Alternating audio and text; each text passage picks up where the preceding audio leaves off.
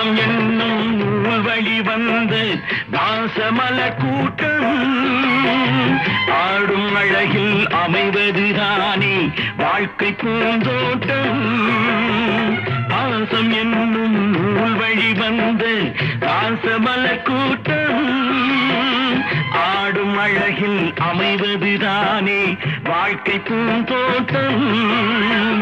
மூன்று தமிழும் ஓரிடம் நின்று பாட வேண்டும் காவிய சிந்து.